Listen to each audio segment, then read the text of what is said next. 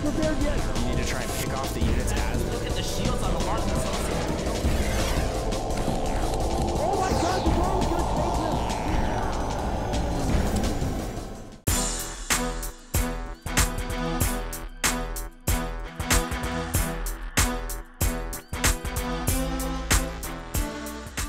Ladies and gentlemen, welcome to the Metalopolis, the city in the sky, the city that never sleeps. You want to know why it doesn't sleep, Apollo? Why? Because it's constantly exploding. That's true. There's a lot of action on top of these rooftops. No kidding. I bring you the one and only mOoNan. He is in the red trunks, and he is from Team FXO to the west of the Metalopolis, versus his opponent, the one and only ThorZaIN. He is in the blue trunks from Team Mousesports, and he is to the east. I'm sure there's a karaoke bar somewhere on this map. And I think there is, actually, yeah. And I'm pretty sure they dislike having tank battles on top when they're trying to sing. To be fair, I think it's a blessing for everyone that they are drowned out by the tank battles. There is a cafe here. Yeah, I wouldn't want to eat there, honestly. Looks kind of seedy. Yeah, and especially below ThorZaIN, that's not where you want to be. No, it is not. Once he starts running out with those Thors, it's going to start rattling just a little bit down there. Indeed, and we'll have to see, will he use Thors in this matchup? Not really used too much. Sometimes they do come out in the late stages of the game when we come into a lot of Viking wars, you know, adding in a couple of Thors actually can change tides of the battle. But will we even get to that stage? And the way ThorZaIN played game one, that might not happen. Yeah, it's a possibility. I actually heard it was a part of his contract. It's like, if you want to continue to be called ThorZaIN in Team Mousesports, you must use Thors every now and again. Otherwise, it's kind of a signature move by ThorZaIN. But as you said, in TBT, the uses are a little limited. I wonder what mOoNan's trademark is. Lights out, shine time. I don't know. I have no idea. I wonder if he has some kind of entrance theme music. I think that's actually something that esports really needs, entrance theme music. Yeah, man, entrance music and music videos like the wrestlers. That would be fantastic. I remember actually one of the matches that we had in a previous tournament was a long time ago now. TT1 asked me to play the Mortal Kombat theme for his entrance music. Mortal Kombat! Yeah, he did. I think he won that game, actually, so it obviously helped him. That's funny. There's got to be some AC/DC playing for ThorZaIN, I think. Yeah, I would think a bit of Hell March maybe, but I suppose that's Goody's theme song, so we can't really do that. So mirror builds right now, which is why we're not talking about anything whatsoever, and a gas picked up for both. We've got a barracks picked up for both, orbital command, and neither looking for a fast expansion on this map. No, it's kind of hard to take it. The map is not so big, and especially there's a lot of harassment builds that can come through, and both players are just going to go for this refinery. But looking at this, SCVs are not going to be able to get in at all, are denied scouting, so neither player knows exactly what's going on. And back to the point of the natural, obviously the natural's very wide as well, very hard to defend against any Hellions. Hellions are very viable in this matchup, Blue Flame or normal, so it'll be very hard to defend against that. And we are going to see both players just added on the factory. No second refinery yet, though. Interesting. Could be a Hellion play, potentially, with only one gas, you never know. Yeah, very well could be. I guess the most popular build from here is some kind of factory expand or Hellions, I guess. We'll have to see where this goes. Yeah, ThorZaIN is moving out right there, and mOoNan actually adding on a reactor right here, but the timing seems a little bit late for it to be for that factory. Yeah, we'll have to see what that will be. He might just get a Hellion first and then switch it over after Possibly, that. Yeah. And it looks like both players are just going to throw it down at command center now. Just going to get that early factory out and decide what will go from here. And also ThorZaIN adding on a reactor onto the barracks too. Might opt to switch it up, might just go for a few Marines. We'll have to see. I think in Terran in general, and especially in Terran, there are so many different opening builds for you to use. There really, really are, and that's the crazy thing about it. ThorZaIN with an interesting positioning right here of a supply depot, probably to scout incoming drops, I would think, considering the position of his opponent. And ThorZaIN and mOoNan have both gone for the starport, so that is the classic 1-1-1 build right there. Yeah, indeed, and we'll have to see how this will advance from here. And we are having the factory onto the, not factory onto the tech lab onto the factory. We'll have to see, will he decide to switch that up, or will he continue into Blue Flame could be viable, tanks could be viable. We'll have to see what mOoNan decides to do here. So many possibilities right here. That really, really is. mOoNan's actually going for an early Viking right now. That's interesting. A lot of players do open up with a Viking just for anticipation for any form of Banshee play. Well, like this one, you mean? The one that's coming up right now. So that was a good guess right there. Yeah, and I mean, both players still have no idea what's going on. He does try to get up there, sees the expansion, sees the barracks and the reactor, but doesn't really see too much. Yep. And on the other hand, if I look at ThorZaIN's vision now, he's completely clueless too. Yeah, that's not so great, and this Viking is going to shut down this early Banshee play, particularly since ThorZaIN has not gone for Cloaking Field there. So that is interesting. I would think that ThorZaIN will go out of Banshee initially, but that Banshee is not expected to do any big damage, and of course that's an early economic loss right there for ThorZaIN. Yeah, I mean, that's going to give mOoNan the advantage to come back into this game. He's even moving around Marines into position for anything as well. But it's really interesting, both of these players playing so blindly at the moment, not really knowing what's going on. And Marine controlling the Xel'Naga Tower, very smart to do to get that extra sight range, but this Banshee is going to be going around the back while expanding as well.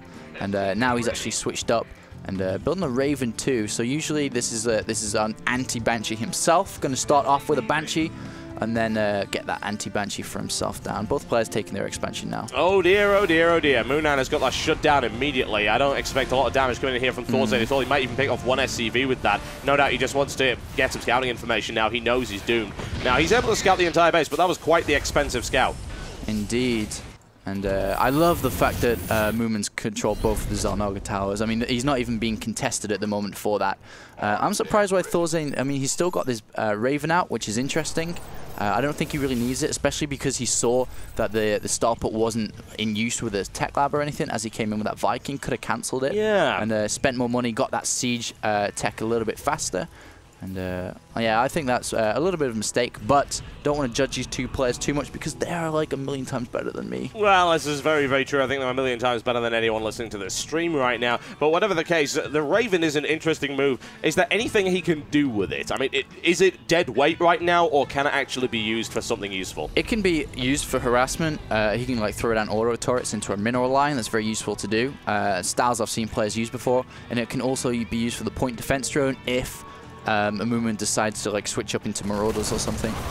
Possibility. mOoNan rolling out right now, and as you can clearly see, ThorZaIN decides he wants to get the hell out of there. He did have a scout there. He was aware of what was coming, so he's going to roll back into a defensive posture.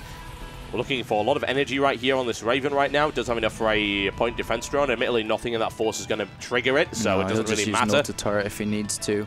But mOoNan is coming up to this third base now. We'll want to try to get some siege position up because his siege tech is going to finish earlier than ThorZaIN's because ThorZaIN spent a lot of gas into the Raven and Banshee. Yeah, it's a great timing window right here for mOoNan to do big damage right here to ThorZaIN. And ThorZaIN deploying factories, and there comes the Viking that already starts to fire on that Raven. So that's driven that away. And these production buildings are going to get denied and cancelled completely. That is not a good start for ThorZaIN. It really, really is not. As mOoNan continues with the pressure, that's one extractor, refinery in fact down. Second one going down here as well. ThorZaIN is having to hold back until he gets siege mode. Oh wow, and he's taken out both these refineries, which is really big. That's the reason why we expand to get that gas, and now it's been denied. That's really going to hurt ThorZaIN. What ThorZaIN is doing is also has this medivac in the top left though. But look at this, we already had collective amounts of units outside mOoNan's base, and especially around that third command center, 2 Vikings. So ThorZaIN looking in a bit of trouble now.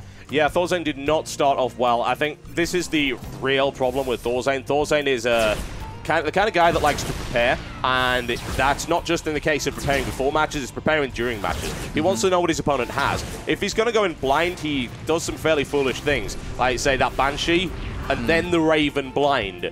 I mean, that's a lot of gas invested early on for something you really don't know a lot about.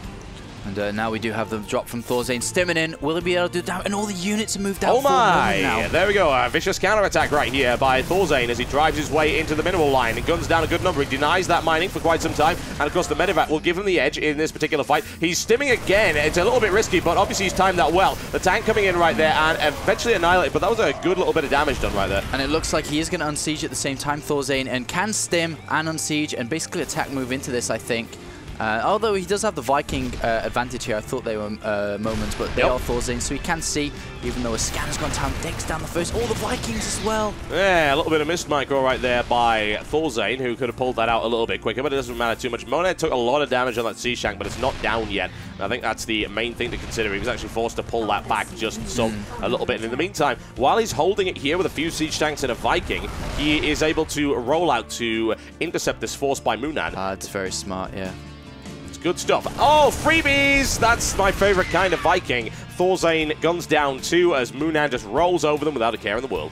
And because he's got this Viking count advantage, mOoNan is actually having to use a lot of scans, which is hurting his economy. And ThorZaIN now pulling back into this. He's going to go for a flank maneuver too and come from behind and the front at the same time. And there's only 2 siege tanks now, and there should be easily cleaned up for ThorZaIN here. Yeah, ThorZaIN is back in the fight. There's no question about that one. And that's to be expected from a player of the caliber of ThorZaIN. There's a good charge. And here's the cleanup from the side. You are not getting out of there alive. Yeah, very nice cleanup by ThorZaIN. And now mOoNan does have a slight economic advantage. He does have the third command center up and will be able to get an orbital command. But he did lose a lot of SCVs to that drop, though, which is why the SCV count is a little bit lower here. And now it looks like ThorZaIN is going to try and take his own third base and get that up and running. Should be able to do that just fine, I would think. The army count is looking very nice right here for ThorZaIN. He actually still has that Raven, if you can believe it. It's still hanging around, and I don't really know what it's going to do. But to be fair, it might be able to shut down those Vikings, so that'll be quite nice. We'll see. mOoNan rolling out, and he's got a drop coming in. He kind of postures in the way that he might want to take this fourth right here, but he can't do that right now. So he's already taken his third, however. Yeah, and he needs to start mining mining from that ASAP. He has a lot of gas because he lost so many SCVs. His resource balance is a little bit out now. 100 minerals versus 800 gas. He needs to really start mining a lot of minerals ASAP. 1+1 upgrade now is finished for ThorZaIN. 1-1 almost finished now for mOoNan. Slight advantage, but here comes this drop, as you talked about. And 2 drops are going to go and pass each other here. Yes. Hello. Yes, a little contrary greeting between the two. How are you doing today? Oh, it's fine. What?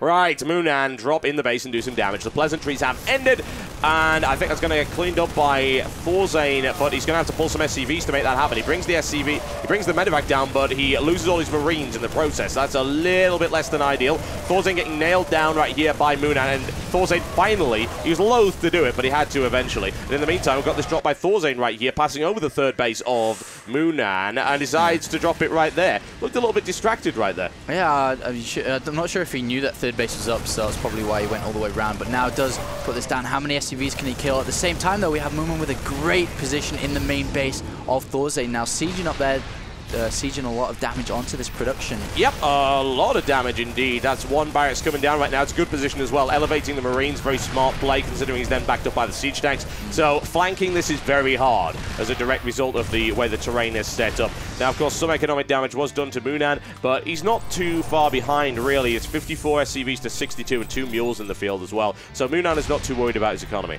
Yeah, and that's an orbital command there for mOoNan on that third base. It's only a planetary fortress for ThorZaIN, so he's going to get that advantage from the mules. And actually, there isn't too many units here for mOoNan on this positional advantage here. I mean, ThorZaIN, if he knew about it, could quite easily go in and clean this up, but he doesn't really know too much what is there, as the radius of the sensor tower doesn't really cover too much area. No, it does not. That's, he's not entirely sure. I mean, he's certainly got to think about it, but right now, you see mOoNan is actually going to go move and actively deny this fourth base from ThorZaIN, and the command set at 50% and falling rapidly. Interception is required immediately in order to save that one. mOoNan decides to move in after the production facilities instead, pulling SCVs off the line, taking big siege shelling as well. ThorZaIN's actually in a pretty terrible position here, simply because of how many units he's having to throw away in order to defend this. Admittedly, mOoNan did misplace those tanks, so ThorZaIN will be able to repulse this, but that's a lot of damage done nonetheless. Meanwhile, ThorZaIN did drop that third base once again. It was cleaned up by Marines and siege tanks by mOoNan, who was waiting there for him. Though, as you said, a lot of damage done now. And it's kind of equalizing up for both players. 107 supply for ThorZaIN, 127 for mOoNan. Got a slight advantage now, upgrade advantage as well. He has double engineering base, who's going to get that +2 too soon for his infantry. And now this base is being denied by the single Marine. Damn you, get away, get away. Finally it will. How did that live? There he goes. Never mind. Whatever the case, ThorZaIN did take a lot of SCV punishment there. He really, really did. He actually dropped behind mOoNan, and he had about a 10 to 15 lead before that. So that was a very damaging attack, even though both sides lost a lot in terms of everything else. And nice position here by ThorZaIN, and mOoNan does scan and see exactly what's going on.